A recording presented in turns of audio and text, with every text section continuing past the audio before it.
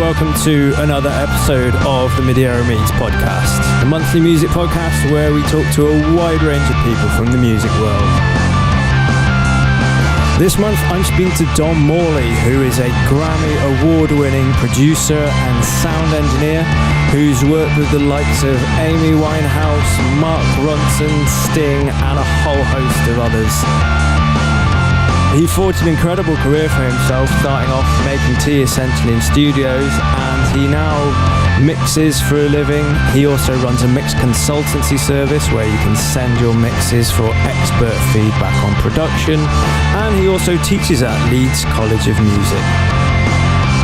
So I caught up with Dom a couple of weeks back, and the first question I asked him was about his musical beginnings. That would be Scott Joplin. My mum used to does play the piano, and she played a lot of Scott Joplin, so there was The Entertainer, Maple Leaf Rag, that sort of stuff. And at the age 5, I wanted to play The Entertainer. So I asked for piano lessons and got them, and that's kind of, I guess that's step one. That was how it started. And I never did learn how to play The Entertainer. Really? Yeah. Why not? Actually, the proper version's properly complex. It's like, at least 3-note chords in the right hand all the way through. And there are simpler versions out there now that are a bit easier to play, which I should have bothered to learn. Mm-hmm. But I figured if I was going to do it, I was going to learn the proper one, and then I never did. I think it's that second section where it like sort of goes up and down. It's all with the 3-note chords. It's nuts.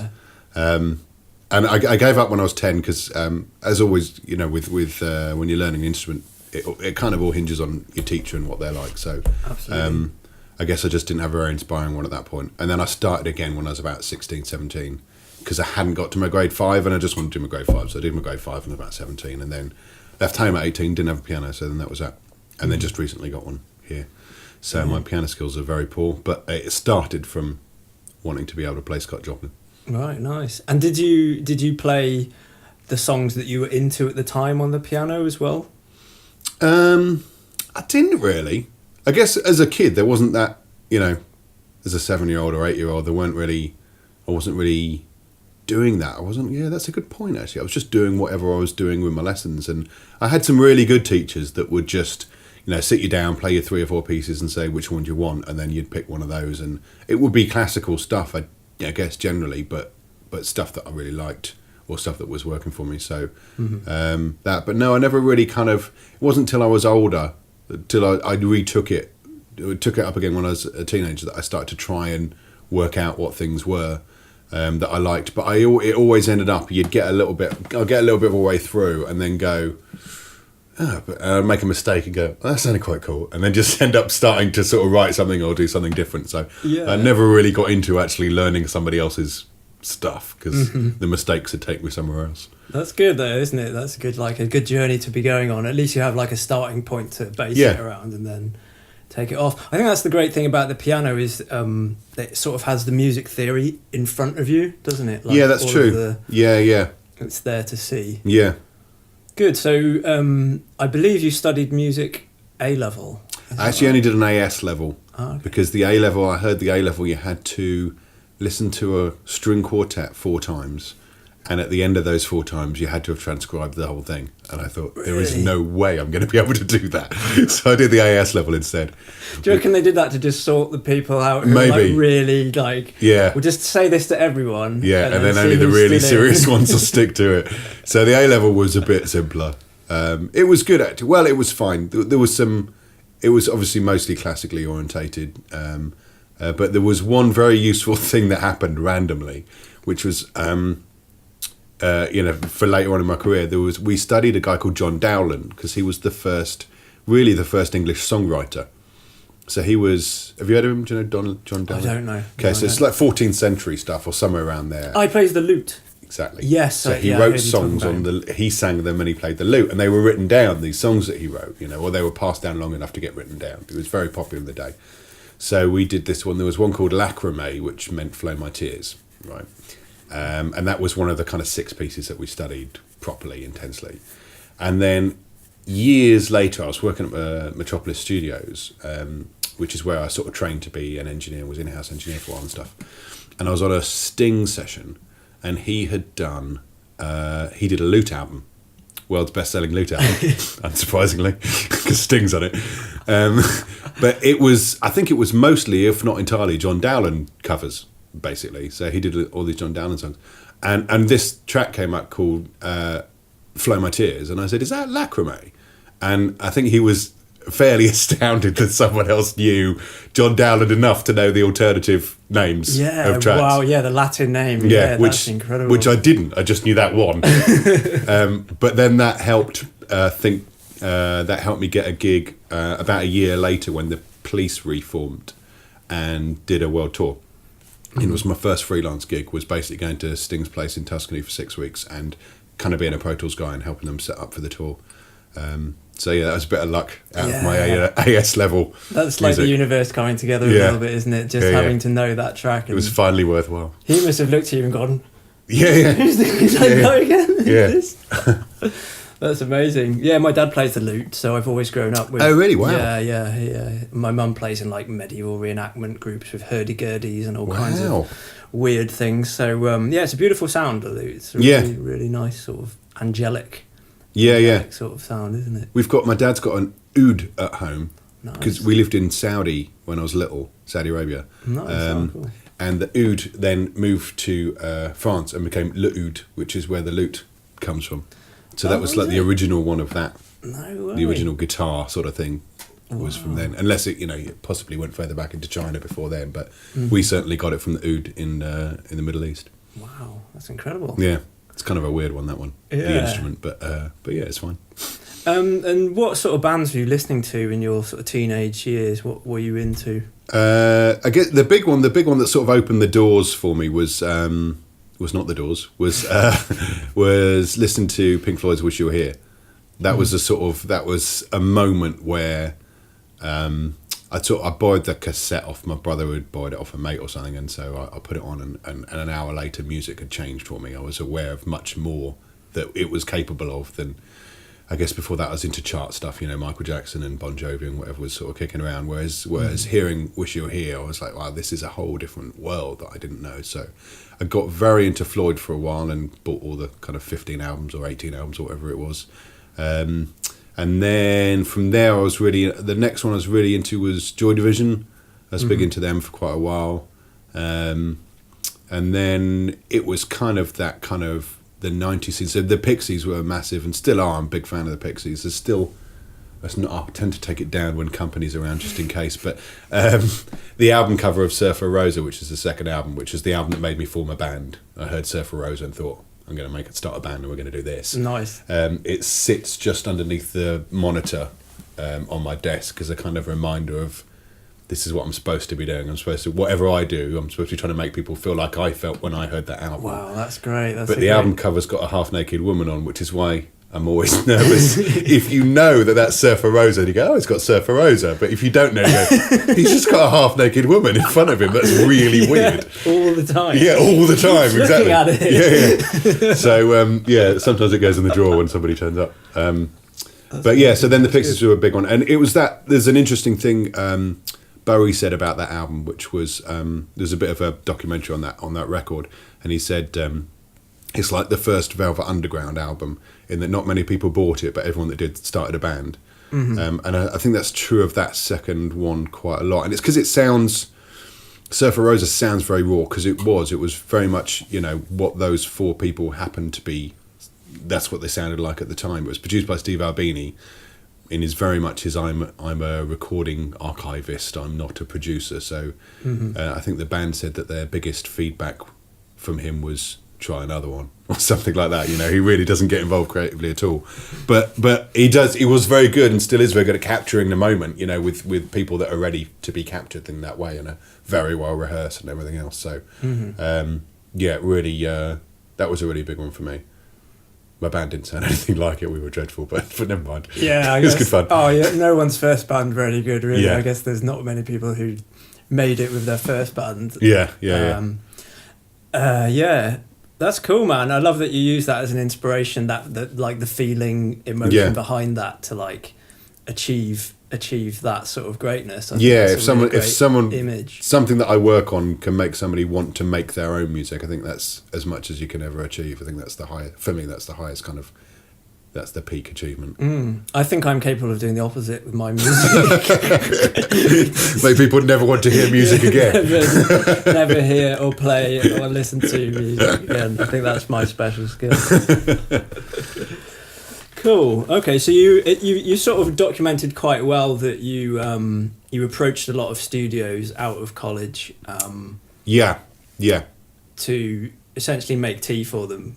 Yeah. My line was, I work for nothing, I make good tea. Yeah. Let me in, which, yeah. It's like the archetypal story of like what everyone's told to do if they want to be successful, isn't it? So I think it's phenomenal that you've... I lack the creativity to do anything else other than just what someone told me to do. You've done that exact thing that was like always the sort of the humble beginning of offering your services for free to do anything to be in the studio. Just to get in. Yeah. I think it's a really commendable way of forging a career in music. Well, really, actually, really the big advantage I had psychologically was I had previously, through very long story which we won't get into, but I did a door-to-door sales job for a little while, and you just get used to no, and you don't care. You just don't care if someone says no to you. So I was happy to knock on all these doors for days, just knocking on doors of studios. I work for nothing, make good tea. No, okay, I'll just jog on to the next one. Which I think if I hadn't built up that resilience from having that job for a while, it would have been much harder for me. And I don't think I possibly wouldn't have made the distance, to find somebody that said yes. Yeah, that determination. And just not caring that a load of people say no. Just someone will say yes in the end. Someone will say yes. Yeah, it's interesting you're saying that because I've watched a TED talk recently on rejection and on how rejection's actually really good for us. And there's a guy who went around for like weeks on end asking people who are random strangers ridiculous things in order to feel the rejection. Right. But what he was surprised by was the amount of times people didn't reject him and they actually took him up on his weird offer or strange thing that he asked them for. So it is a sort of a character building thing. And like you say, maybe a bit fortuitous that you had that door-to-door salesman job where everyone's just slamming the door in your face. It wasn't actually. You see, that's the funny thing. Everyone assumes that it's like really brutal, but it really isn't. Most people are nice. Most people are nice, and they just go, "No, thanks." It's so it really was, and it also depends how you approach them. If you approach someone in a friendly kind of smiling way, most people kind of you tend to get that back. That's reflected. So definitely, absolutely. So it wasn't the fact I didn't enjoy that job. I just wasn't ultimately going to be doing it. I ultimately wanted to do music, so I battled on it and and went into what I wanted to do instead.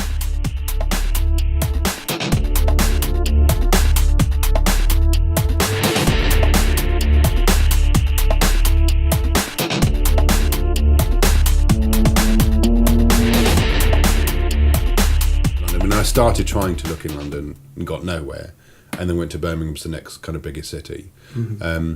So I managed to get work experience in a place that had an SSL desk, which is like one of the big posh ones, basically, and a Studer tape machine, which was the big posh tape machine.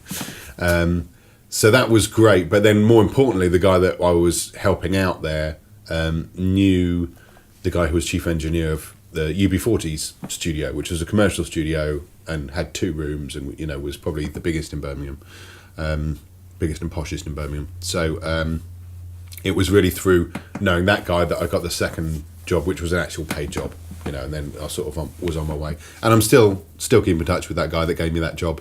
Really? When I was 20. Yeah, 20, not quite 21. Yeah, when I was 20. In fact, I was at the NAMM show a couple of weeks ago, and me and him just sort of hung out at the NAMM show because he was there for something, and we were both given a talk, and it was cool. Oh, cool! That's amazing. What was NAMM like? What is it like? I've never been. I've seen a lot of videos of it. It's nuts. It's exhausting because it's massive. It's a huge convention centre, and there's every conceivable bit of gear is represented there pretty much. Although I obviously went majorly for the synths, because that's kind of synths and pro audio are the two kind of obsessions. And the synths weren't that well represented this year because there's a new synth show in California that happens a little bit later on, which is a bit more niche. And so it's a bit like, I think Music Messe used to be the big one in Frankfurt, is it, in Europe, and now there's Super Booth. Yeah, Super Booth, which is the synth version of it. So Music Messe doesn't get so much synth stuff in. So it's a bit like that. So I had a look at some, and there was some great synths there, to be fair. But then I spent a lot of time with Pro Audio, where there was a few people I know anyway, some mates that were there, so it was quite nice. Cool.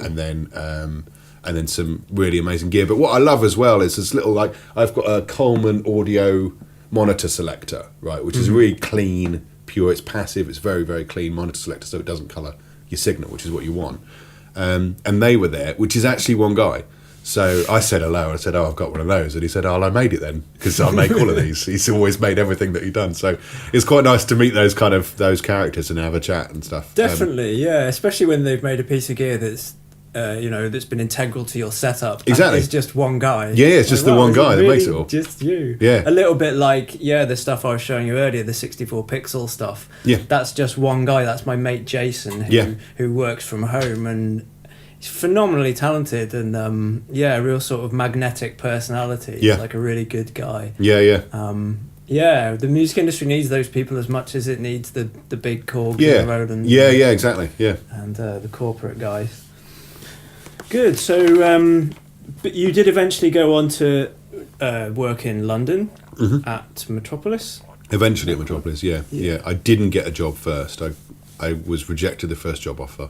Oh, the first job I went for I didn't get, which was basically it was one of those situations. So they said the job was, I can't remember what they described it as, cable assistant or something. I didn't know what it was, but it was a job at Metropolis, and I wanted it because it was, Metropolis had 5 proper rooms, 3 SSLs, each, an E series, G series, and J series, a Neve, and a Focusrite, which was very rare. So I thought the reason why I really wanted Metropolis, because I thought I don't want to end up being one of those guys who, you sometimes get it with engineers where they know an SSL or they know a Neve and they can only work in a studio that has that desk. I just wanted to be able to know how desks work so that I could go anywhere. So I figured if I learned at Metropolis, I'd be so versed on all these varieties, I would never be intimidated by a desk, as I saw some people were. So I went for this job, and I'd sort of talked about my experience and what I've been doing. I've been 2.5 years at the Studio Depp in Birmingham, and I'd sort of been assisting in engineering and doing all sorts. And then they said, oh, well, you're too qualified then for this. And then I quickly tried to backtrack and go, well, when I say engineering, I've really kind of been helping out the guy. It didn't work. Been washing the carpet most of the time, really. It didn't work. So I didn't get that job. But then what it meant was about 6 weeks later, a kind of the next rung on the ladder job came up. And so they actually rang me and said, look, we think this would be more suited, come down. And I got that one. So that worked out in the end. Yeah. And you were then where you wanted to be? In this Yeah, exactly. Yeah, I was at the one I'd really wanted, so that was great. Yeah, and I saw you talk at the SAE in London earlier this year, and you mentioned one really cool point, which is that you shared a room with somebody. Was that at Metropolis? It was. So that was after my run through Metropolis. So I had been assistant engineer and in-house engineer and stuff, and I was there employed by Metropolis for about 7 years. And then I went freelance, kind of roughly about the time that Amy's album was out and Mark's album was out, and all the sort of things were kicking off a bit. So I went freelance then, and it was just about the point where you were starting to have your own studio to work as a kind of producer and stuff. So it was the point where people or record companies stopped assuming they were going to be hiring you a room if they wanted you to work. So I thought, I've got to get somewhere. And then there's a friend of mine called Chris Potter, who I'd assisted and engineered for a lot over the years, he produced Urban Hymns for the Verve and done a lot of Richard Ashcroft stuff ever since, amongst many other sort of great things.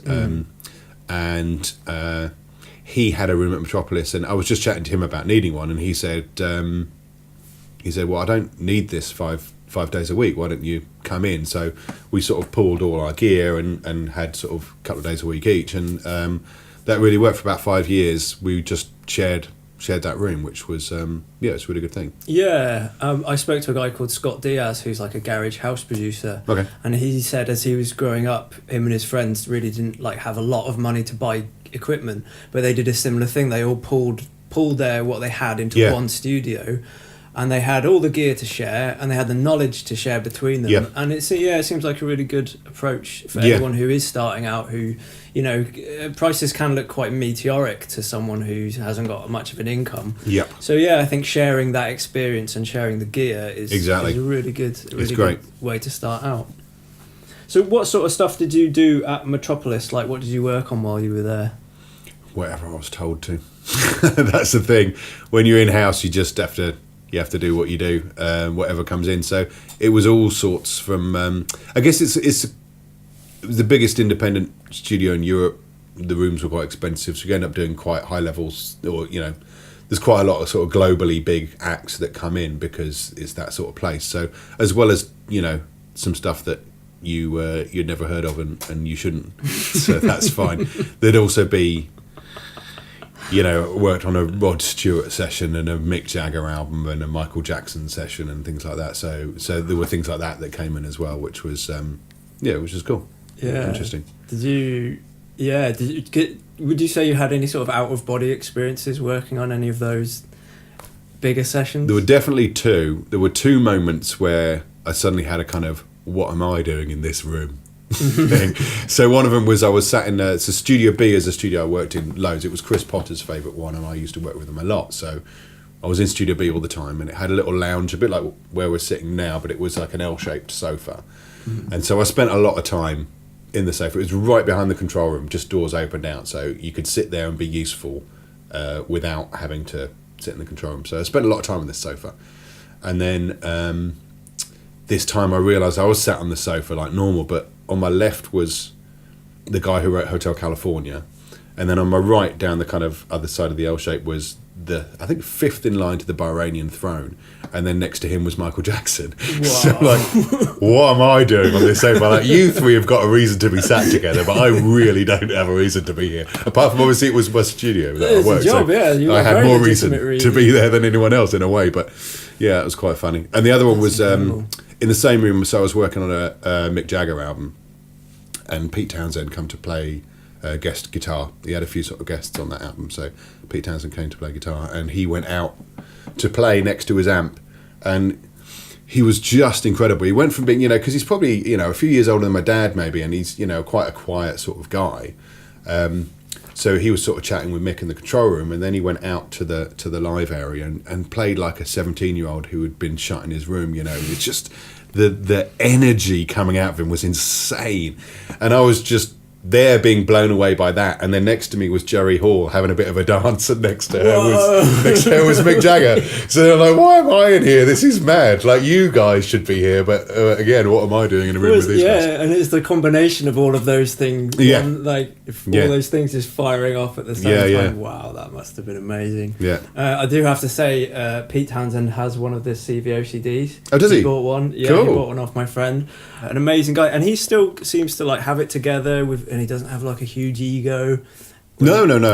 Very, very, yeah. And I found Mick Jagger to be the same, actually. I mean, I think in another life, Mick Jagger would have been like an Oxford Don or something. He's very kind of quiet and seems quite contemplative and almost intellectual. He's quite an interesting guy. Yeah. Not what you'd think of. I think like the Mick Jagger on stage is the Mick. For the purposes of the podcast, I'm doing inverted commas in the air.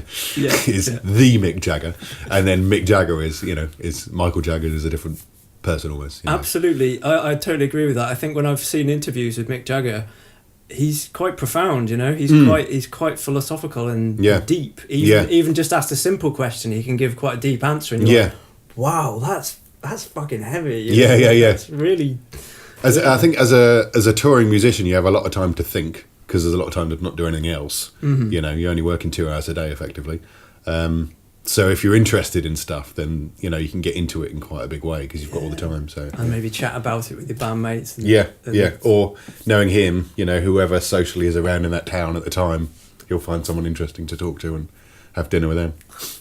That must have been amazing, man. Wow. But I mean, also, going on to work with Mark Ronson and Amy Winehouse. Yes. So that was a funny one, only in that it was a session that it was recording some bass or something. It was one overdub session one day with someone who I sort of vaguely knew as that North London jazzer girl because I'd worked with her on swear word replacement on her previous album. It'd been like an afternoon of having to change various swear words so that radio versions could be done. Just recording. Yeah. Right. Yeah.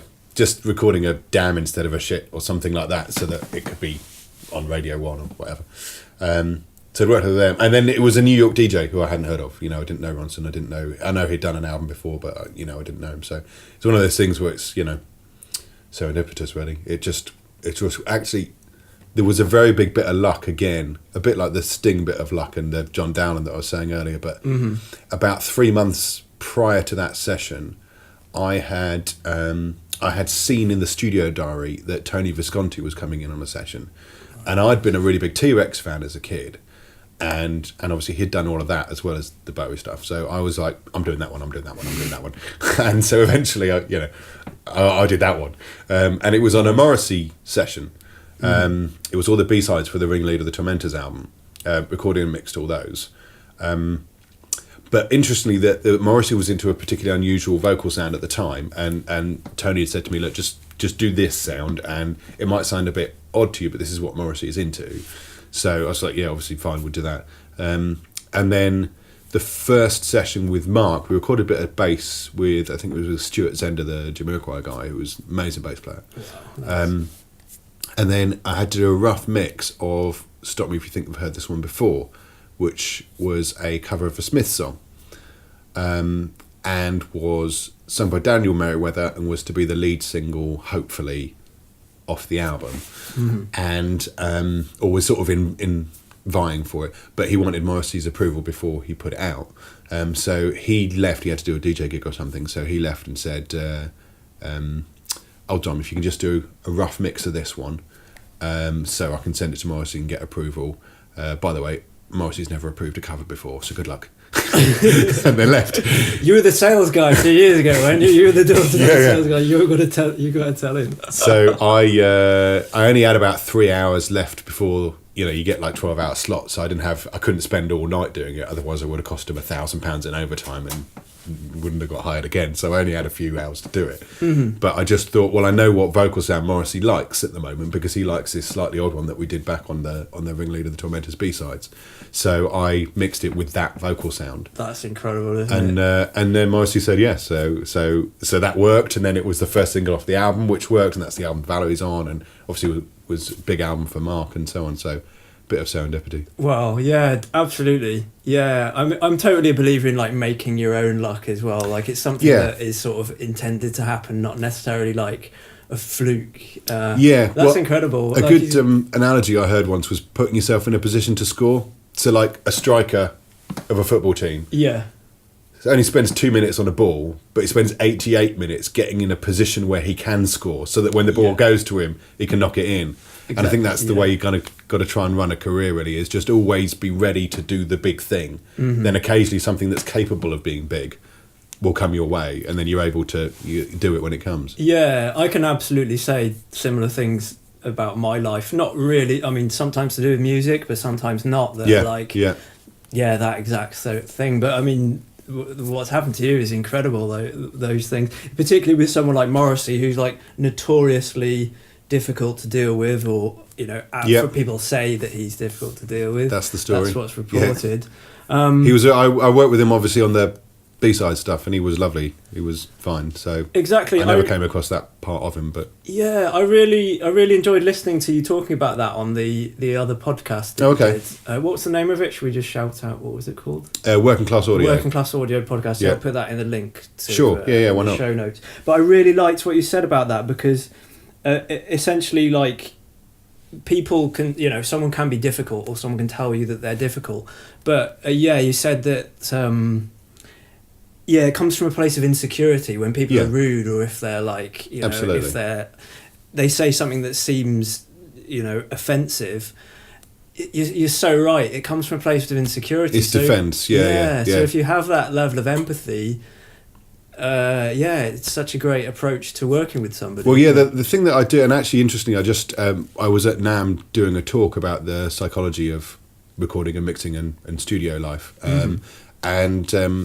so this sort of came into that. And the thing that I think it's my job as engineer or producer, if you're on that side of the glass, it's your job to make the environment safe and accepting, and make everybody feel like they can be as creative and as crazy as they want, and there's no judgment and all of that sort of stuff. And so if anyone is kind of acting out and being a bit difficult, I kind of see that as my failure, because I haven't created that environment for them. They're not feeling like they can they can do anything and be anything. So I think if you sort of go into sessions with that attitude, you know, I haven't really found people to be difficult who a lot of people claim they are. You know what I mean? Exactly. So, like if you go in with the preconception of anything, it's like, for example, if someone tells you about their relationship and they only give you one side of the story, you know there's a whole other side of the story that you're not getting. So yeah, you have to, like, no preconceptions is like, just take the person for what they are. But yeah, I think that's so true, and I think it really is important in like a sound role or even production role to have that in mind is a really useful thing. Absolutely, yeah. You're in a creative job and people have to be creative, and they can't if they're feeling nervous or shy, or, you know, any of those negative emotions will always dampen creativity and stop people from pushing themselves because they don't want to feel embarrassed, you know. Yeah. So you have to have an environment where people won't feel embarrassed. So I mean, I sort of get into it by suggesting, making loads and loads of suggestions and stuff, like, as a producer, or not as an engineer because that's not my job, you know, as an engineer, but as a producer, making loads and loads of suggestions, and then quickly, when one of them isn't working right, that was wrong, you know, and making sure I can be wrong, making it clear that I'm wrong sometimes and I don't care, you know, so that everyone else knows that they're supposed to be having ideas, and if they're wrong, that's part of the process. You know, we try them all and see what happens. And absolutely, no one's like Mr. Midas. Like, no, every exactly. idea they have is like the next big thing. Yeah.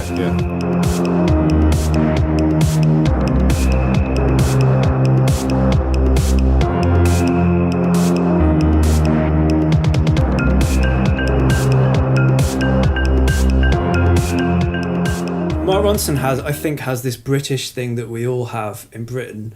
No, not he has it, but the preconception of Mark Ronson is sort of to dislike him because he's successful and he's confident and he's really good at what he's doing. I think he's one of those characters. You know, in Britain we have this thing of people who are really successful. Yeah, we tend to not like them. Yeah. And I have to admit that early days, there was something I didn't like about him. I don't know, whatever it was. But then I saw his talk on sampling. The TED Talk The TED Talk. And I realised he's like a super nerdy guy who's really into his records. Absolutely. And it totally shifted my opinion of him 180 degrees. I was like, I've been such an idiot. He's a really fucking cool guy. Yeah. He is a real kind of...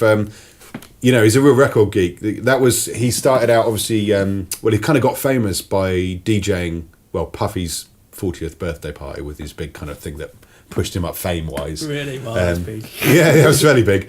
But he, you know, I think his DJ thing was to always mix a huge variety of styles. Like, he wasn't a house DJ or an indie DJ or something. You would get anything mixed with anything. But it would work because he would know what keys they were in and what tempos they were, and, you know, all those sort of things, because he was really into that, and, you know, a musician as well as a DJ. So his massive knowledge of records and his love of all sorts of genres, I think really comes out in the stuff that he's done, because like his first album was very much a kind of hip hop album with Ghostface Killer on it, and, you know, Ooh-Wee was like the single off that kind of took off, and then his next album version was nothing like that and something completely different.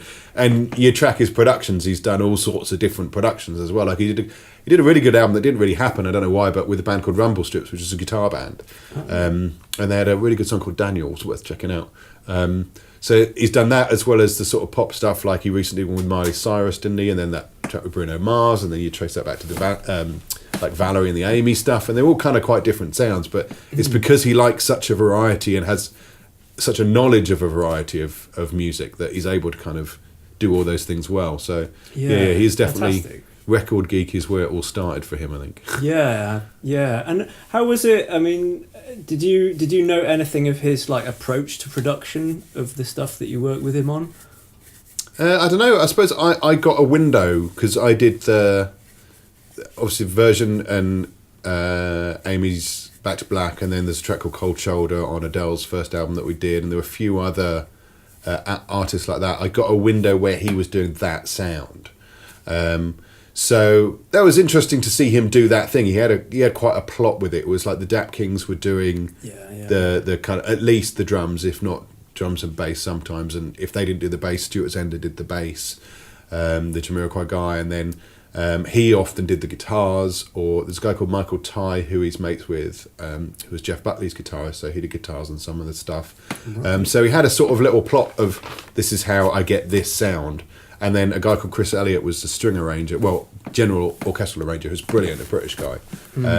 So he did all the orchestral percussion and strings and brass arrangements and all of those. So on all of that stuff, so it all had a kind of signature kind of, he had a team that this makes it sound like this, which then he shifted the team later to do different things. He worked with different people to do different sounds. So he's one of those, it's not that unusual for a producer who, you know, isn't an engineer or hasn't got a background as a professional musician. He is actually a very good guitarist and stuff, but he's not professionally a guitarist. So you kind of have teams of people that you use, and then when you've done a sound for too long, or it feels like too long for you, then you shift to a new team and you get a whole new sound from the new players that you're working with. So he seemed to be, to me, he seemed to be that sort of producer that did that sort of thing. So I've known a few other people that have engineered for him for a few years, and then he's moved on to something new and started working with another guy. So nice. And what did you do in your role to like this? What did you do in that recording process? Because those are seminal works. Like I wrote down the word zeitgeist on the way here for those two albums, because they are really, aren't they? Version and Back to Black. They are signs of the times. They were huge. They were everywhere. It's the era. That era is so prominent for, I think, for a lot of people through those records. What was your role and your approach to being part of that?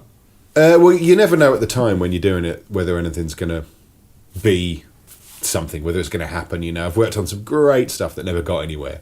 You know, and I've worked on some not great stuff that did, you know, but you said about there was 4 great vocalists you worked with. One of which was Cy Connolly, who people haven't heard of. Exactly.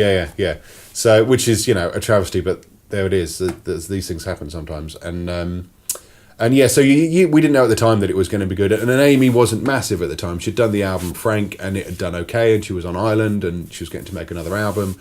But, you know, Mark wasn't a big name producer. I think he'd done a couple of tracks on Lily Allen's album that had done quite well. I think that was his biggest sort of thing as a producer at that point. I think 2 singles off that album, maybe. So it was not like it was set up to be something that was a guaranteed smash. And then the first day I worked on it, I was recording. First big session was a string session, and it was strings on Back to Black and Rehab. And, you know, listening to those songs for the first time, I was like, oh, these are good songs. You know, and they are. But, you know, I was string sessions are quite stressful, so I was in the middle of making sure all 30 mics were working and 30 pairs of headphones and all of that sort of stuff. But in terms of what I was supposed to be doing, it was, I think, if I remember rightly, he'd sort of, because you always have a chat about what he's looking for sound-wise, he was looking for something a bit like that kind of maybe Phil Spector 60s girl group sort of thing out of the, because I recorded all the orchestral stuff predominantly, as well as a few vocals, guitars, basses, things like that, but all the strings, all the brass, all the orchestral percussion.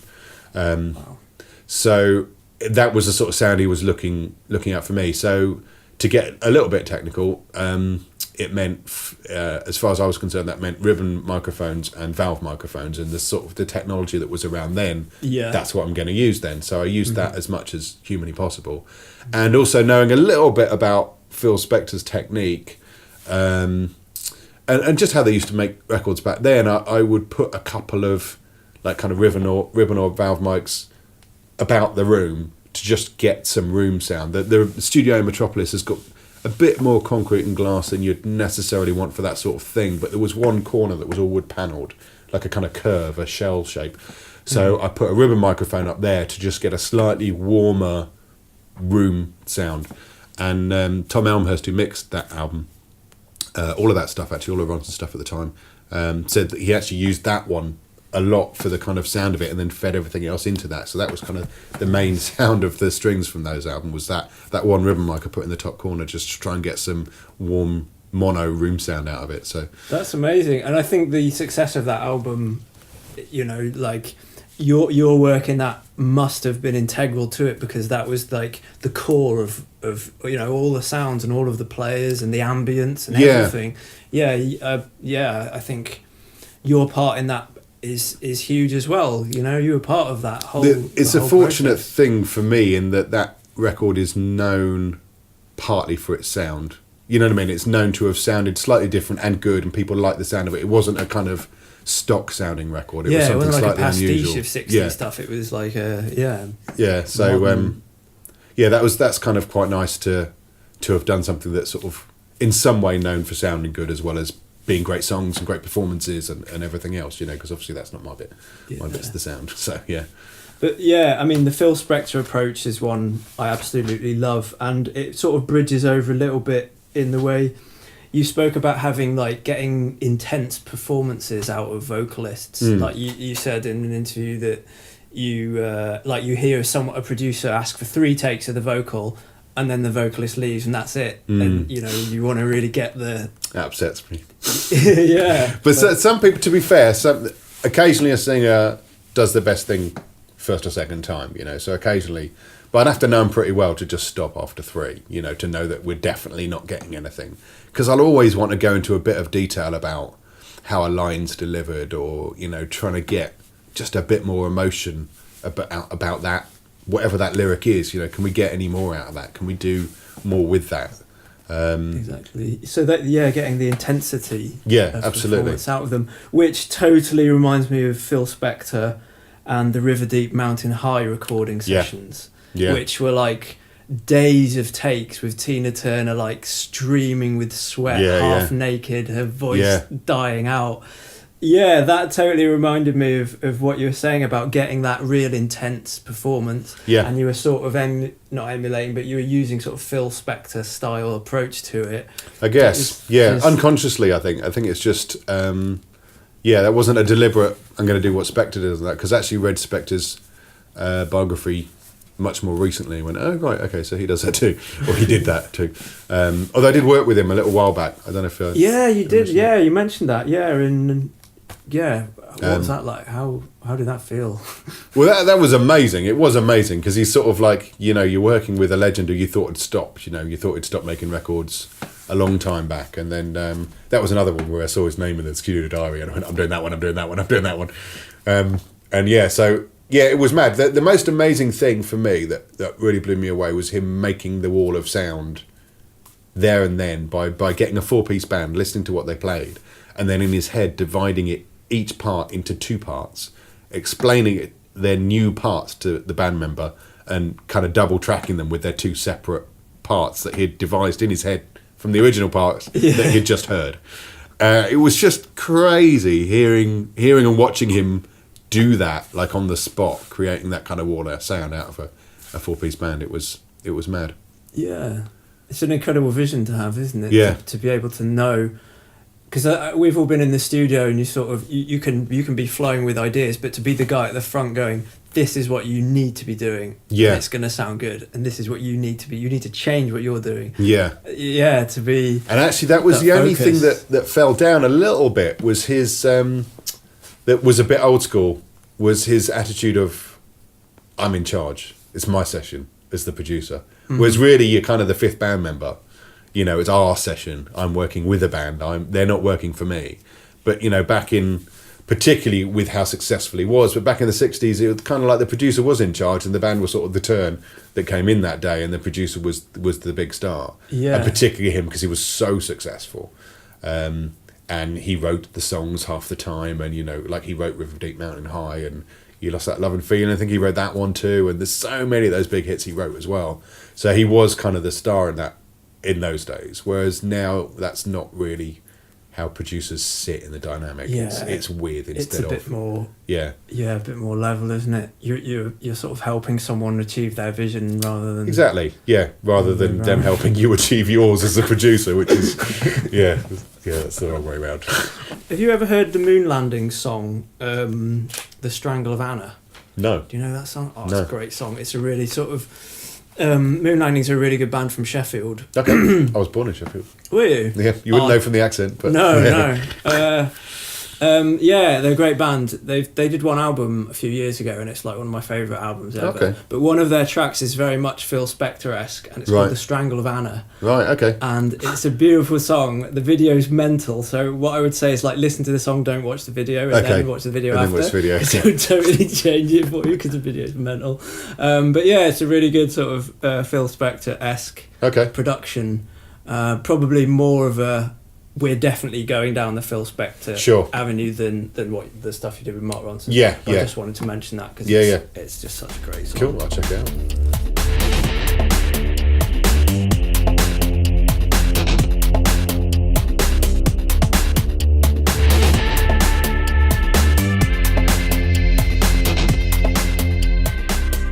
What do you do currently then? What are the sort of things that you work on in your... Yeah, I guess we should maybe talk about the place that we're sat now. Like, we're sat in the studio. Beautiful rural location. Yeah. With walls of modular. Yeah, lots of synths, lots of outboard. I try and keep things as varied as possible. I wouldn't ever want to be someone that gets known for one thing, really. Just because musically, I like quite a lot of stuff, I guess. So I wouldn't want to just be a rock guy or just be a pop rock guy or something like that. So what have I done? I find I'm doing mostly mixing these days. That tends to be what comes my way, and a bit of producing. I tend to produce solo artists. I don't know why that's mostly what happens to me, but it's just, I guess I looked at my discography the other day and found it was almost entirely solo. I was like, that's weird. I wonder why that is. But I guess it must happen after a little while. People see you as that sort of thing. So maybe bands wouldn't come to me so much because they go, oh, he works with solo artists. Whereas that's not the case, but it's just how it's landed. So at the moment I'm sort of mixing some stuff and I'm producing other stuff, and then I try and do other things that are like sample packs and trying to get into music library stuff as well, because I think that's quite an interesting one to do. Definitely, that's kind of my next, it's in the back of my head as the next project, is to do a music library album. And then I do a bit of teaching as well. And I've just set up a company called The Mix Consultancy, sort of a website venture thing, which is quite exciting. So that's involving a bit of my time at the moment, and that seems to be taking off quite well. So that's good too. Cool. Yeah, definitely want to talk about the Mix Consultancy. But yeah, going to teaching, you said you learned a lot through teaching. Yeah, it's funny actually, because there is a phrase that I discovered afterwards, which I think holds a lot of truth, which is if you really want to learn how to do something, then teach someone else how to do it. Because the students approach you with questions that you hadn't considered, but you realise that whatever question that was, that might have been part of your process that you'd never really defined and nailed down. So then you have to explain it to somebody, and then you go, oh, that's the best way of doing that. And so I'll do it that way from now on, because I've kind of defined in my head now how to do that. So there's a lot of sort of ways that you can fine tune what you do by having to teach someone else how to do it. And as well, because I got students, I teach the MA, I tutor the MA students at Leeds College of Music in music production. So these are guys that are doing, it's a 1-year course, and they're obviously after this point they're out on their own and they're going to try and make money from what they do. So I do try and get as much giving them advice about what they're doing in terms of production or mixing, also setting up a studio, and what gear needs to be bought, which is very little, and what gear you don't need, which is almost all of it. and how to work with invoicing clients, how to make sure you get paid, and all these sort of things that it's just useful to know. So there's a lot of that as well. It sort of reflects back on you when someone asks you what you do about that. You go, oh yeah, I should really get that down. Like in contracts, I'd never really got that together properly until I was talking to my students about it, and then I thought, why have I not actually got this nailed down? So now I got a lawyer to draw up a very standard mixing contract and a very standard production contract, which is it's one of those ones that I said to the lawyer, this has to be one that nobody argues with. So obviously I'm not going to be unfair to myself, but also there's not going to be any of those little clauses that some people stick in to get a little bit extra cut of the cake, because I don't want to be discussing this for days. I just want them to see it, go, that seems fair, show it to their lawyer, and he goes, that seems fair, and then we just carry on with the work. So yeah, it's funny that you mentioned that. I've got a friend, our lead singer in our band. he was in his teens. He's now like in his sort of maybe about 50 or something. But when he was in his teens and late teens, they had a lot of record companies interested in them. And their manager refused to sign one of the contracts that they were given one time because it said in the contract that if humanity went into outer space, they would take all of the royalties for the song if it was played in space. Yes, yeah. That's kind of weird, but now the contracts do have global and universal sort of thing. They're written in that the contract holds outside of the planet is now standard in like major label contracts. That's hilarious, isn't it? Yeah. That's so funny. But their music does get played on the space station. So there you go. PRS. Exactly. Coming Vital PRS, the one space station we have. They have Valerie on loop in the space station. They're all dancing. That's really funny, really funny. Yeah, but you also did a talk at the SAE in London, which you mentioned earlier, which was really useful for me as someone who sort of makes music and dabbles with various bits and pieces. Yeah, on the elements that perhaps you wouldn't think about, like setting your rates for somebody, which I find very, very difficult to deal with. Yes. That's something that I actually really struggle with, and I end up just underselling everything. Right, okay. But it's an important part of doing what you do. It is, yeah. Set a rate that you think is based on what you need to earn, really, and which has to be reasonable compared to what other people are charging, what you think you're worth. So you've got to kind of find a good balancing point between what you need to earn and what you can charge, and then just say that's me. And if you need to cut it down, then cut it down if somebody comes in with... Because what I'll sometimes say is like, this is what it is for one track. If you're coming with 5, then we can talk. If you want to talk about prices, then if you're coming with 5 tracks, we might be able to talk. But if you're coming with 1 track, that's 1 track. That's how much it is. Because there's economies of scale in your working when there are 5. Like if you mix 5 songs that are supposed to be part of an EP, then the drum sound probably isn't supposed to change too much. So you can rely on what you did in the last mix, and pull that in and save yourself a bit of time. So there's stuff like that can be done. But setting rates is something that I never really struggle with asking people for money, which I know is something that a lot of people do. Yeah, and that's, I think that's been a big benefit to me, as I've never worried about that. So maybe it comes back to door-to-door sales and just saying, here's this is how much it is, give me the money. Yeah, true. Yeah. Maybe it's that again. There were lots of like salient points throughout your talk, which I noted down. Like I actually took this book, so it was nice to come on the train and get back through them as well. The notes. But one thing that really struck me was like the natural, like your natural approach to recording. Okay. And leaving in things like breaths or accentuating the breaths. Background buzzing of the amplifier, leaving that in when there was a drop. There was a track that you played where all of the sounds dropped out, but you left in like the cymbal ringing and the sound of the amp. Yeah, so you knew it was still. It's like you're still in the room. To the listener, they're still in the room. If you killed everything, then they're listening to a record or a recording which is a little bit sterilised, whereas if you leave some of those little elements that would be there if you were standing in the room, then subconsciously they feel like they're still in the middle of it. So I like that sort of stuff in a record. So absolutely, I think it's a really good approach. You can see, I could see people thinking, "Oh, just fade that bit down because it's not the track," but then you're right, it becomes artificial. Yeah. Like for example, you have no vocal booth here. Yes. Exactly. Which is fantastic. Like I think that's such a great thing, because you talked on the podcast about the awkwardness of one guy being in a room or girl with headphones on, like listening to a click track in an isolated environment, and then having the talk back of, no, can you just do that up a bit? And it's so much freer and natural without the booth. Isn't it? And actually the way, because I position it with the singer behind me, that also helps, I think, in that they don't have me staring at them while they're singing.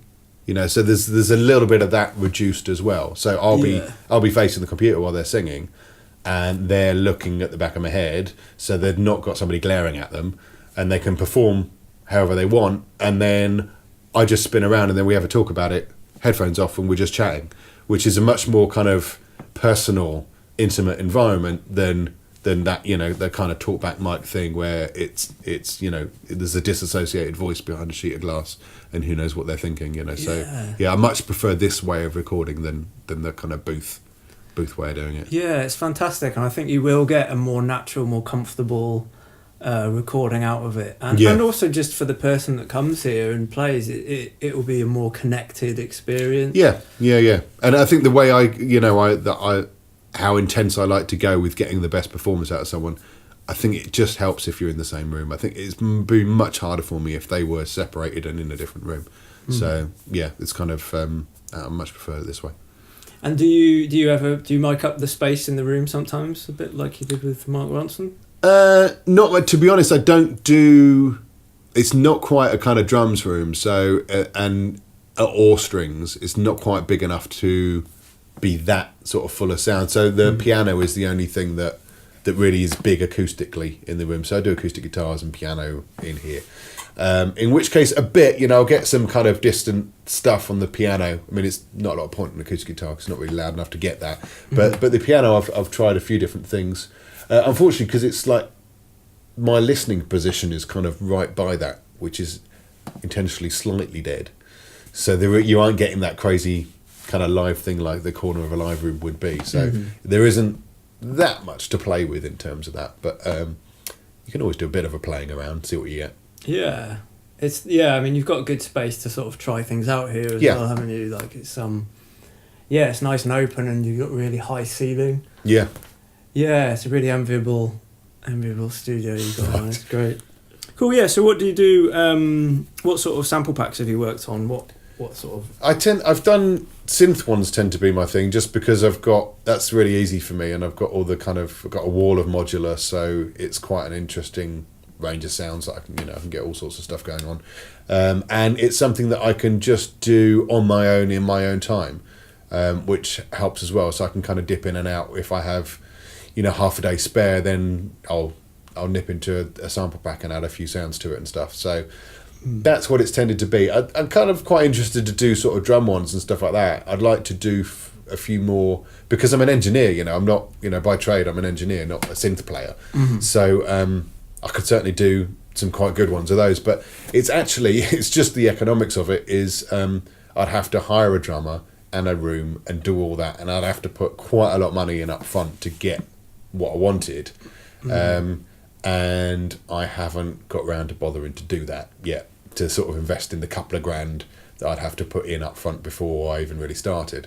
Whereas the synth stuff is I've already done that because I bought the synths. It's all there, it's all there ready to go. It's an easy one to just kind of to fire them up and then get something cool out of them. Good. So you did Stranger Synths, which was like Stranger Things inspired 80s. Which has actually came because loads of people were emailing me saying, have you seen this Netflix? Because I put an EP out a few years back, just 4 tracks, but there's a load of people emailed me when Stranger Things came out and said, have you seen this? Because the music on it is right up your street. It's exactly like the sort of thing you do. So nice.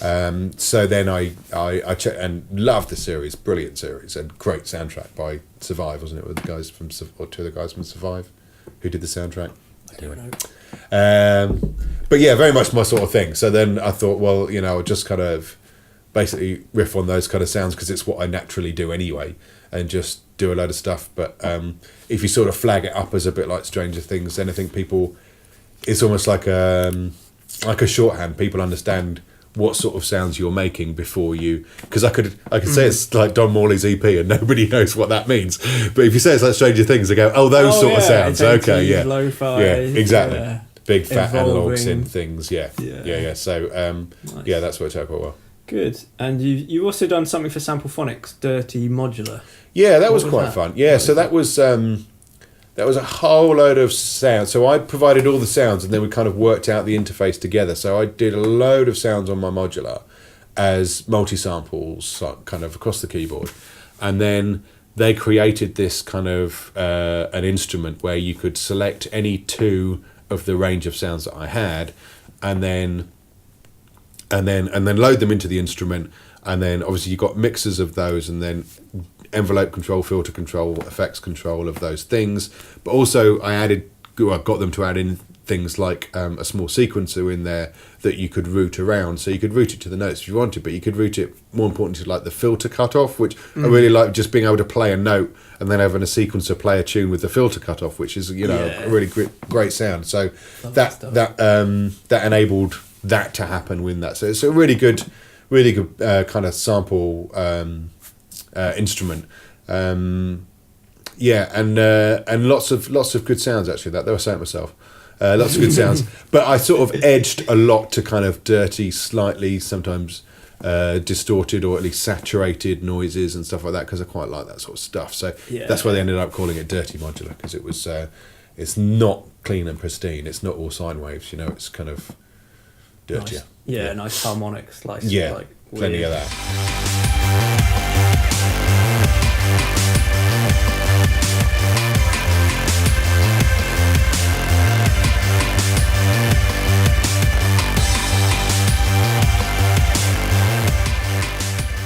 I wanted to ask if you had any mentors throughout your career that like helped you or like inspired you along the way. Well, certainly. So the guy that gave me my first job, Mike Exeter, has definitely been a big help. Obviously he gave me my first job, so that's a good start. But from knowing nothing really, I'd been in my bedroom playing with an 8-track and a mixer and stuff, to getting a job in a studio. There's a gulf of knowledge. I didn't do a course at the time, so it was in at the deep end, but he had a lot of sort of faith in me and got me to do some sort of basic engineering gigs very early on, and so Mike was a real help. That was really and it's nice to still be friends with him, and also actually weirdly, the guy who was the producer in the first studio where I knocked on the door and they said, come in, you can make tea for nothing, was a guy called Simon Hanhart, and he was the one that hooked me up with Mike to get the job at the studio in Depp. And then when I first came down to London to get work,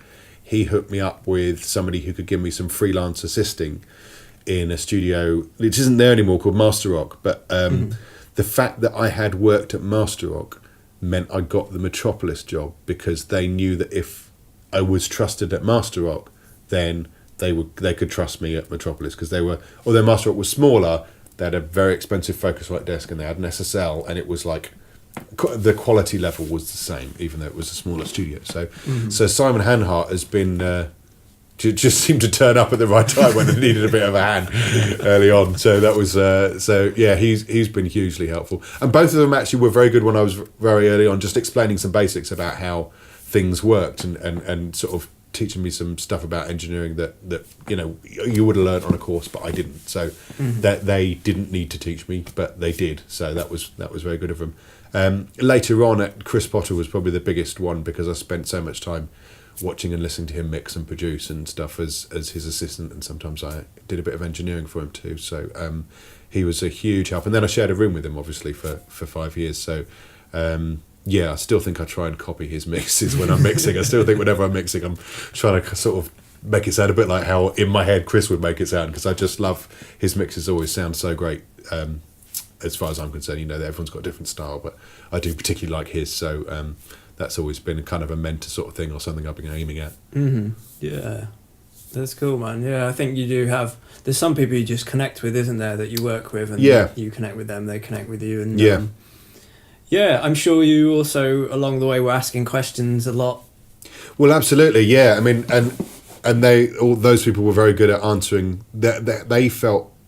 There's some people feel a responsibility to pass the knowledge on, I think, and they were part of that kind of breed, and I certainly am as well. That it's not because I know some people get worried. Like I've spent all this time accumulating this knowledge. If I pass that on, then the next person's just going to be able to nick all my gigs. But it doesn't really work like that, because it's not just the fact that you know these things; it's how you put them into practice, and also how you work with people and who you know, and all those things are all part of how you get work. So.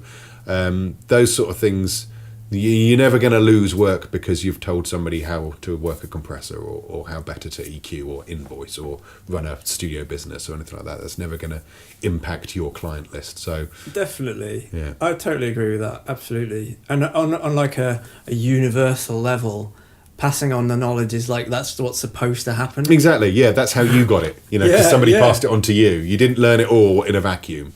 You read things, you watched YouTube videos, you sat with somebody and asked them questions. All of those things are how you accumulated knowledge. So you need to be part of that passing on.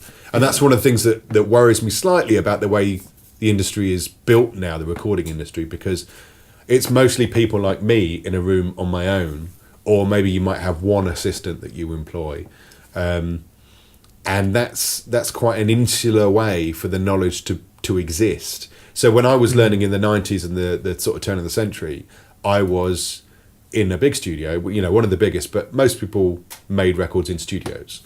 And so there were freelance engineers who dotted around London, all the world, and I assisted all manner of people. And, some of the, fortunately for me, some of the best engineers and producers in the world. And they were generally, they were all really nice people, because you tend to be in this industry, because nobody wants to spend 12 hours a day in a room with someone who isn't pleasant to spend time with. Yeah. So I would get on with them, and I would ask them questions, and I would learn, because I had all this knowledge that was just coming in and out of the studio that I was working at. Now, it's probably only 20-30% of the studios that were around when I was learning that are still around. So that is not happening anywhere near as much as it used to, which does worry me about how people are learning from here on in. Are they only learning from whatever Chris Lord-Alge says on his Pure Mix videos, or Mix with Masters, or whatever ones, there's a couple of guys that do quite a bit of that. Is that all you're learning from? Because that's fine, but and there's certainly a lot to be learnt that way, but there's a passive learning there where you're not able to ask questions, you're not able to seek the gaps in your knowledge, you're only able to find out what they're talking about that they think is important. Which is actually why I set up the mix consultancy thing that I set up recently that we mentioned earlier, because it's an opportunity for people to upload their music and for me to go, right, here's what I would do with this mix. Your mix as you've got it, as far as you've got it, but it's not as good as the stuff you hear on the radio. So here's 10 things I can hear that I think are wrong or that could be better. And for each one, here's two ways of fixing it. Just pick which one. And some of these things you'll agree with, and some of them you won't.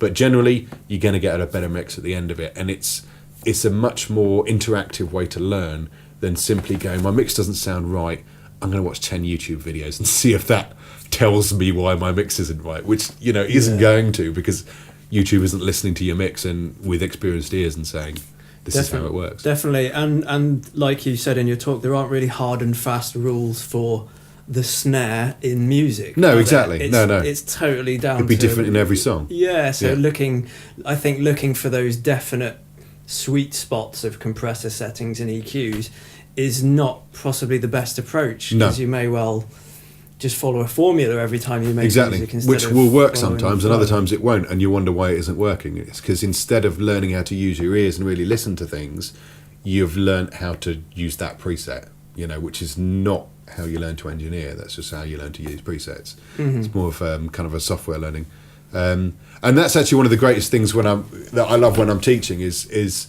over a period of time working with somebody, and be it with somebody who uses a mix consultancy a lot, or one of my students that I'm tutoring, is you can hear their mixes getting better and better every time, and they're hearing their critical listening is getting better and better, and they're able to identify where the problems in their mix are and then fix them. And that's the biggest thing, is actually being able to hear where the problems are, knowing what the problems are. Which the biggest moment for me, I don't know if I talked about this on the Working Class Audio podcast or not, but one of the sort of driving factors behind the mix consultancy was 3 days I spent while I was working on a project where it was a very big artist that had decades worth of material, and only obviously some of it was released, and there was loads of other songs recorded, and we were just essentially digitizing the back catalogue, but they wanted rough mixes of all the stuff they hadn't released as well, so they could be reminded of songs they've written that they maybe forgot about, and maybe some of them will turn up on the next record. Which is a fairly standard kind of thing that happens, but I was only assisting that, and then the engineer I was working for was ill. So the guy that was producing it stepped in and said, right, Dom, because it was quite late on in my assisting stage, so it was kind of reasonably decent engineering.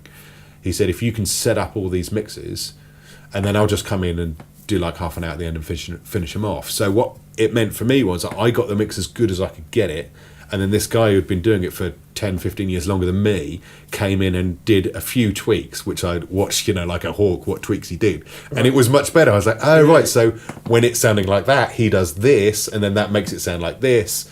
And I was able to learn, by seeing somebody more experienced than me, pull something better out of what, as far as I managed to take it. So that's kind of what I'm trying to do with the mix consultancy is, give people a kind of lift up to push it over the edge. Yeah, great. So yeah, what's the basis behind the mix consultancy then? What's the process? What sort of happened? Oh well, the basic one is you have your mix, you've got it as good as you can get it, but you want it to be better. So you go to my website, you upload onto the site, and then there's a few boxes you can fill out, like what influences and sort of things that can help me musically guide you if I know what you're aiming for, sonically. So those sort of things, and then I get it sent to me, and then I have a listen, and within 48 hours, working hours, I'm not working all weekend, so within a couple of working days, I'll have sent you back a PDF which will be full of, here's all the things that you can try on this mix to get it better. Here's the things that I've heard that could be better, and here's how to make it better. Right, okay, that's really good. So you're not necessarily doing that for them. No, it's a teaching thing. So I'm just getting a stereo track, and I'm going, right, these are all the things that, and I'll sit here in my studio with my headphones, and it's a good sounding room, and I'll get in on the stereo track with a few. I'm thinking, like it might be like 4.5K is a bit rough there, so I'll push 4.5K up and go, yeah, it's in the guitars.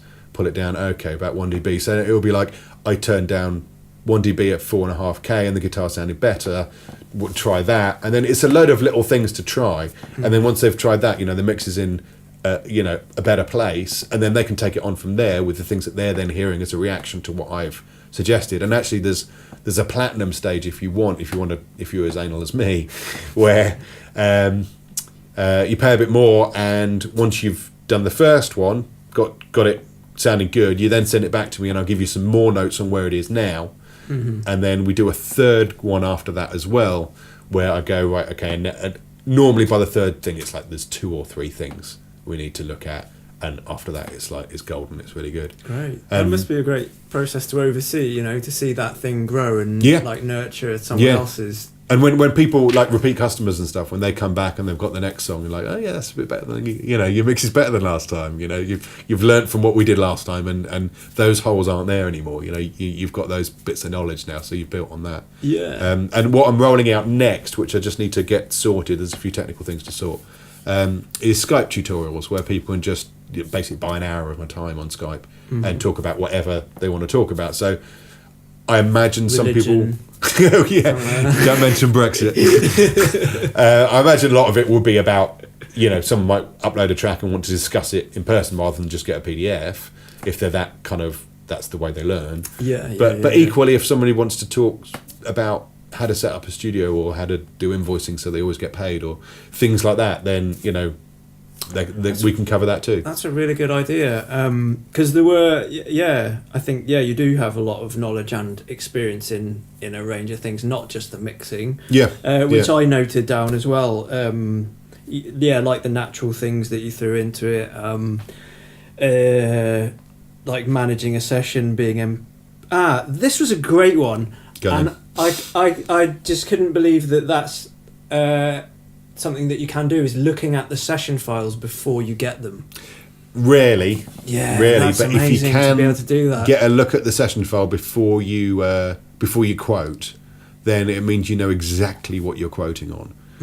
Only from having been stung by quoting on something I thought sounded really simple and was a total nightmare, and ended up essentially making on an hourly rate nothing, because it took me so long to get this thing sounding good. Yeah, I think that is a great thing to just have in the bank if people are thinking about it or they're not sure. Yeah. I mean, even just like a screenshot of what the files look like. Just, I don't know. Yeah, you can actually tell how well the session's been put together, and that does give you a bit of an inkling into possibly how well it's been recorded, and therefore what work you've got. If it looks professional, tidy, everything's labelled, everything's sorted, this is a meticulous person who takes care. If it's audio 1 to 36 and it's all, just from start to finish, and it's like, okay, this guy is messy, so I'm going to have to do some pulling apart here. Yeah, that's what you get a session from me looking like, probably. This isn't to do with the mix consultancy, but it's a great thing that you pointed out about limiting the mix that you're giving out until you're paid the rest of the fee. It's twofold, really, that. So the idea being, it actually started from when I was first getting my mixes to be properly mastered because they were being released. And what I was finding was I was doing all these kind of these dynamic moves, all my rides and automation and stuff. and then it would go to mastering, get limited, and some of those dynamics would be lost, and I'd be a bit disappointed that they weren't kind of moving as much as I'd wanted them to. Mm-hmm. So my sort of process from then on was, well, once I get to doing all the dynamic bits of my mix, all the rides and the jumps and stuff, then I'll have a limiter on, just taking sort of 3 dB off or something to sort of simulate what is going to happen when it gets limited. So there are still the dynamics that I want when it's gone through the mastering process. So I sort of did that as a mixing thing, and then thought, well, obviously I've got to deliver to the client to check out the mix. They've got to hear the version with that limiter on, because otherwise it's going to sound a bit overly dynamic. It's going to be too much. Mm-hmm. So I was delivering these mixes for clients to check out, always had this limiter on. So I'd mark it up as, I think it's DMLC, Dom Morley limiter copy or limited copy, so that they knew that couldn't be given to mastering because it's already limited, so don't master from that one. And then in the process realised that actually, for your invoicing and making sure you get paid, if that's the only thing you're releasing to a client until they pay the bill, they're getting a full quality WAV. They can have a 96K if they want. They're getting a full quality WAV of the mix. They know how it's going to sound, that you're not getting some reduced quality MP3 so that they don't try and master from that. They're getting a full quality thing, but you can't master from it. A mastering engineer, anyone worth his salt, isn't going to take that because it's already been limited by me. So it means that I can make sure everything's approved and everything's good, and then when I'm paid, then they have the unlimited WAV, which they can then master from and release. Yeah, I think it's a great way of working, especially when people are so remote nowadays from across, it could be all anywhere in the world. Yeah. And essentially you just know someone's email address or phone number if you're working for them, and it's a big job. Yeah, those sorts of processes are good. Yeah, it's a good little detail. Like I haven't met most of my mixing clients, and possibly never will. Right. A lot of them aren't in the country, so you don't live here. So, But yeah, it just means you've got a little bit of the control that you need to make sure if anybody was thinking of pulling a fast one, they can't. Because you hold the files that they actually need. They can approve everything as much as they want, but they can't actually go anywhere without having paid you. Yeah, I think there are like scare stories. I know a few fairly well established producers who do have scare stories of people who do, take the piss a bit. So yeah, it's good to have those things. Yeah, I did have somebody once, tried that on a little bit, and it's like we don't have to. We've realised in our contract that if we say this, we don't have to pay you for the end of it. And I said, okay, you can do that if you want, and I'm just going to put all of this in the bin. No, we want them. And I said, but you didn't approve them. Yeah, well, we didn't approve this little bit, but we want this bit. And it was just this ridiculous little contractual juggle that they tried to get everything out of me without paying me. Crazy. So I just sat there and said, you're not getting it until I'm paid.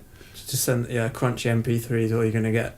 Yeah. Something you can't use, basically, will be all you get until you pay.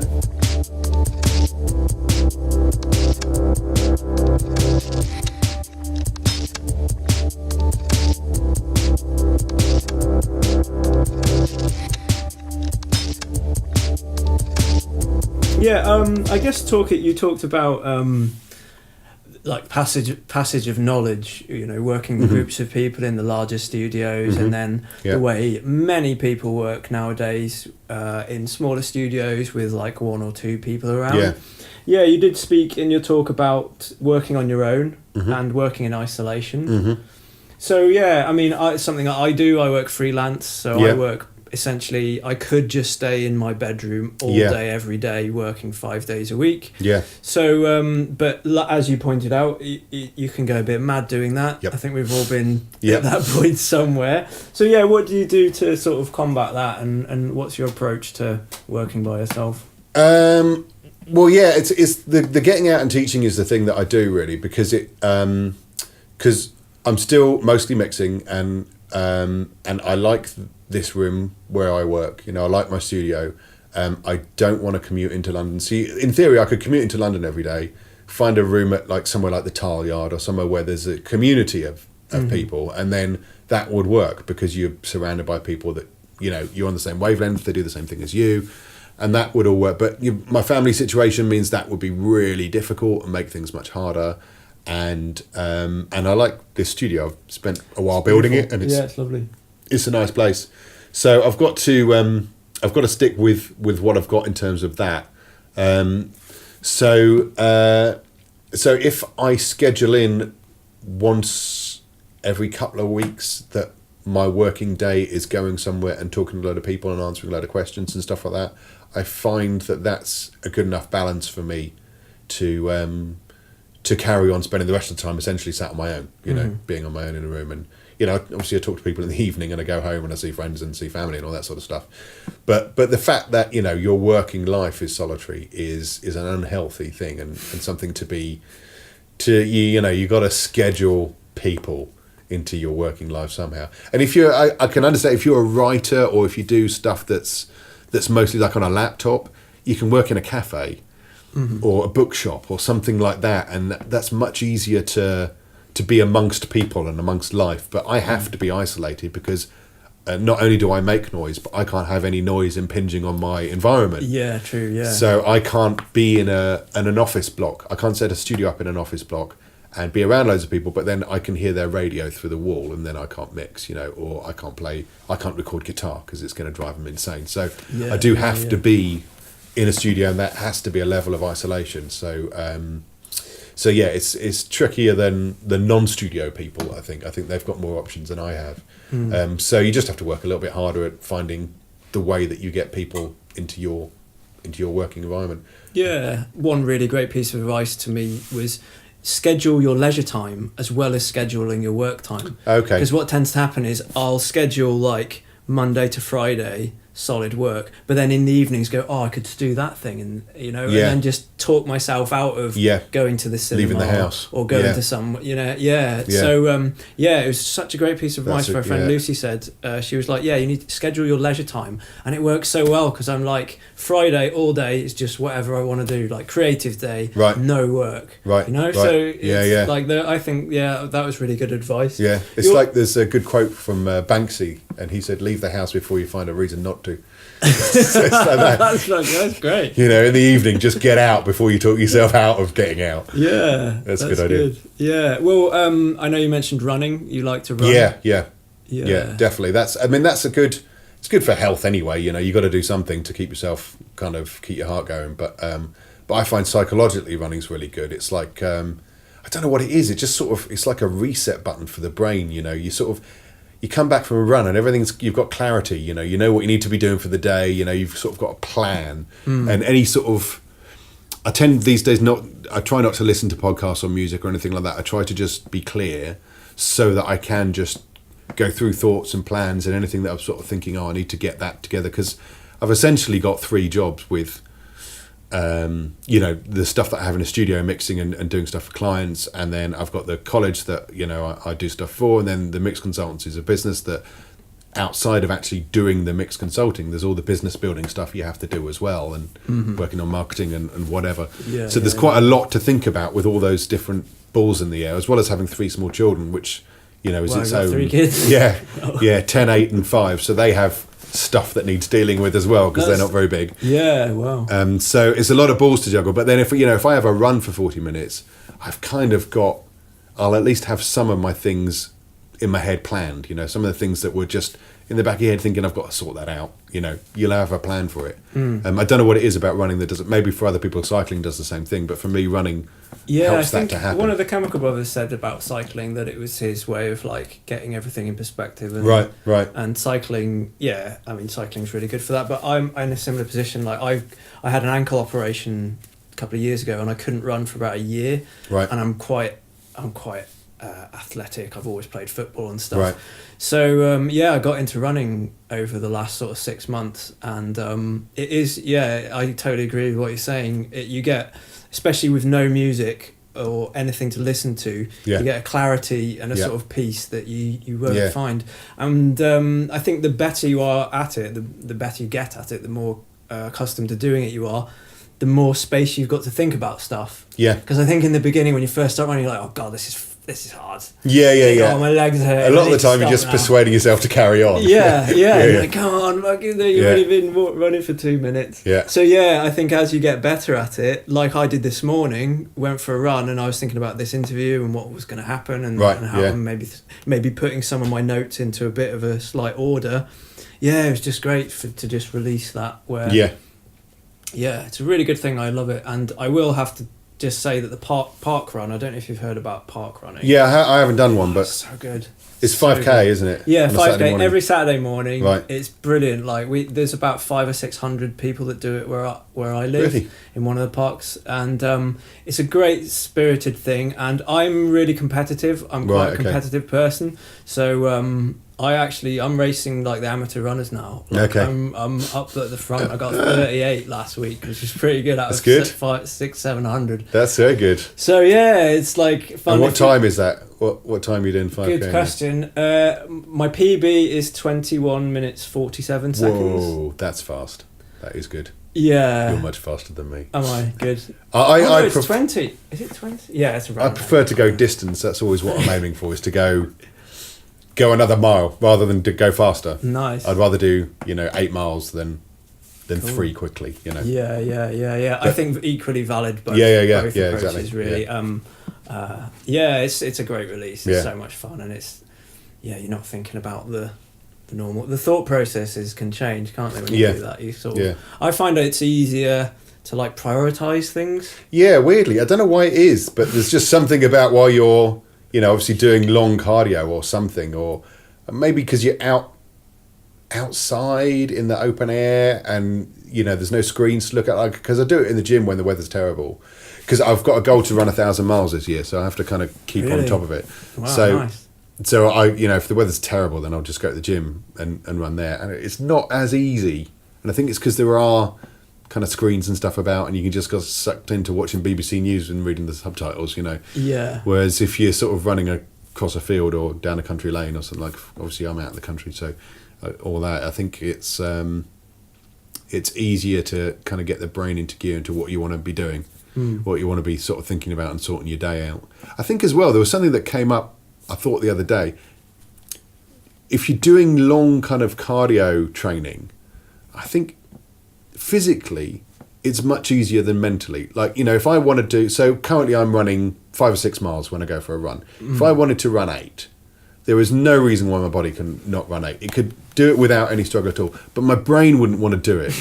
And actually, I think it's really good kind of brain training and teaching yourself kind of how to stick at things when they're horrible and all that sort of stuff, to just to do those long distance things, be it cycling or running. Absolutely. Because you're training yourself in just sticking at something and going through the hard times and just keeping on going till it gets good again. 100%. And 100% that's true. Especially when you're running against people in the park run, you're like, I'm going to beat that person. Yeah. Okay, that's a bit of a wrong way of looking at it compared to what you're saying. No, but it's the same though, because it'd be easy to then go. Painful. If the people weren't there, I'd just go, I'll just walk this bit. Exactly. Yeah. And equally, it'd be easy to pick that guy and go and beat him. They go, oh no, he's faster than me. I'll just let him go. As opposed to going, no. Well, I'm gonna keep going and I'm gonna get after him and I'm gonna go faster than him. It's and your body will do it. You're never gonna. It'd be very rare to get to a point where you push your body so that it can't do it anymore. Exactly. It's just your mind. This is what we've been talking about, is what is actually stopping you just going hell for leather all the way around. Like, I try to like turn off those receptors now when I run. I'm really trying to like not tune into the pain and just tune into like a sort of zen moment of focus. I mean, it's hard sometimes. Yeah, exactly. You are feeling the pain. Because your brain is really built to say, no, don't do that. Your brain is built to put you in an environment of safety and non-exertion, for survival purposes. You are combating your natural reactions by doing that. Yeah, definitely. Yeah, it's so much fun. I love it. It's great. Oh, just out of interest, I don't know why, I sometimes when I'm researching people, I just have a thought come into my mind about a band or a group. Do you like or listen to Uncle? Do you know Uncle, the band? Yeah, the first science fiction, definitely. Not much since then, but not mostly because I'm not aware of it, rather than I heard it and thought I didn't like it. I just haven't really investigated. Actually, I know a guy who plays keys for him, a guy called Steve. Oh, really? So I really should check it out. They're really good. Still great. Science fiction's amazing. Yeah. Science fiction is just seminal, Science fiction was brilliant. They did an album called War Stories, which was a full band. It was a full band, but it has Josh Homme in it, and it has Gavin Clark, who's an amazing singer. Right. I don't know why. Sometimes when I'm just researching someone, I'm like, I want to ask them about that. Right, yeah, I'll check it out. Yeah, funnily enough, it came up on Facebook yesterday, somebody talking about science fiction, and I was saying, the thing that I thought at the time was incredible is that they'd got in as guest kind of artists Beastie Boys, Richard Ashcroft and Tom York just before massive Verve, Radiohead and Beastie Boy albums came out. Like Hello Nasty came out and OK Computer and Urban Hymns and then Science Fiction with all of those guys on it. It was like, it's almost like one of the guys of the band's in A&R or something.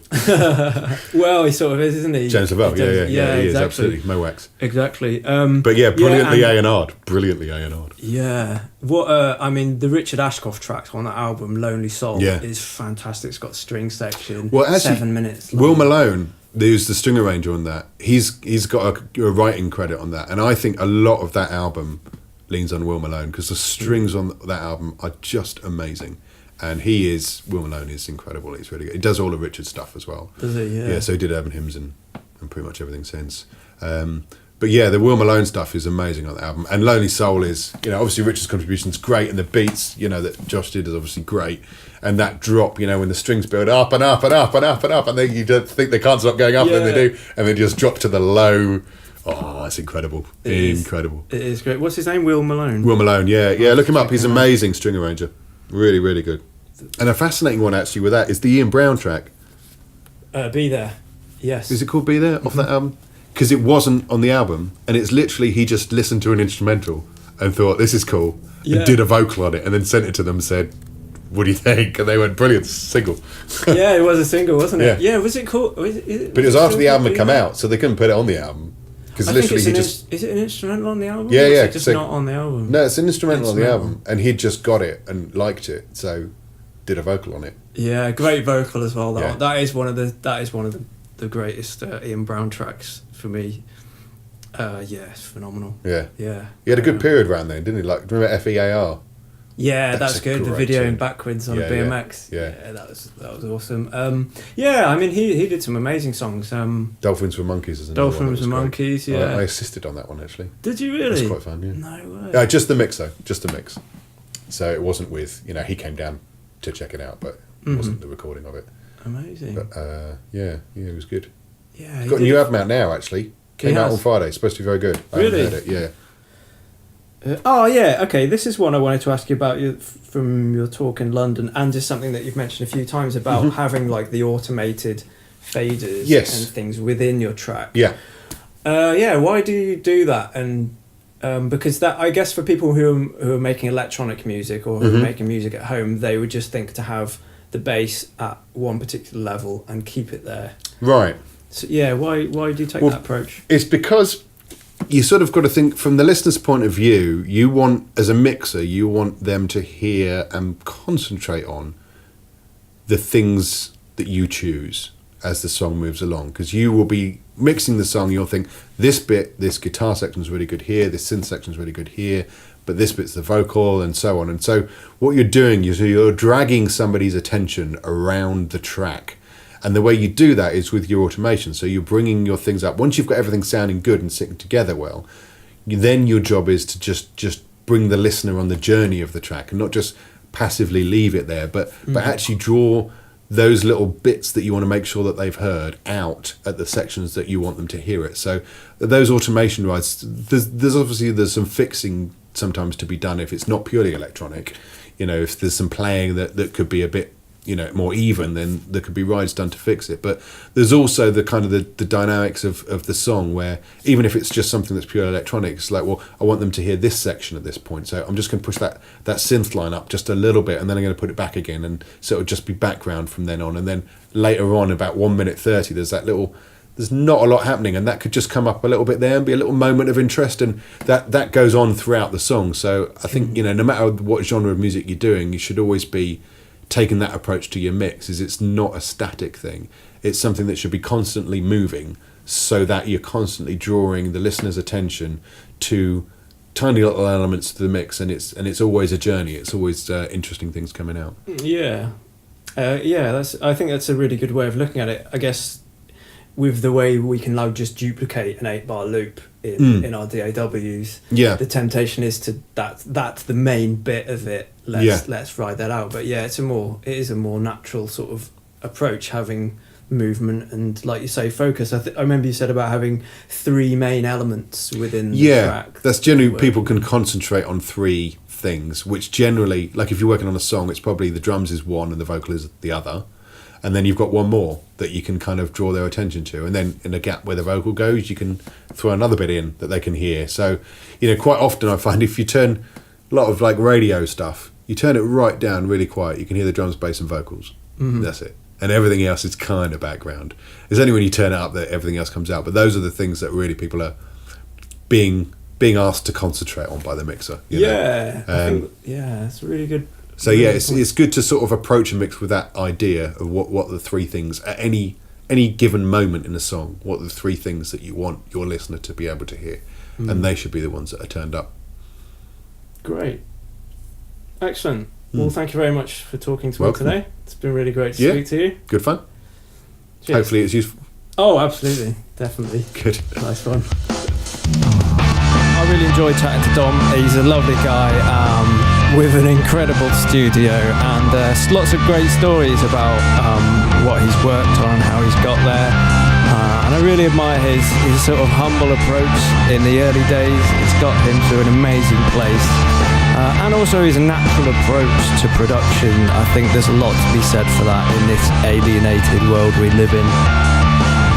Good. Okay, next month I have absolutely no idea what's going to be on the card, so you tell me. Basically, we'll find out anyway. We'll find out in a couple of weeks, maybe 2 or 3 weeks, who knows.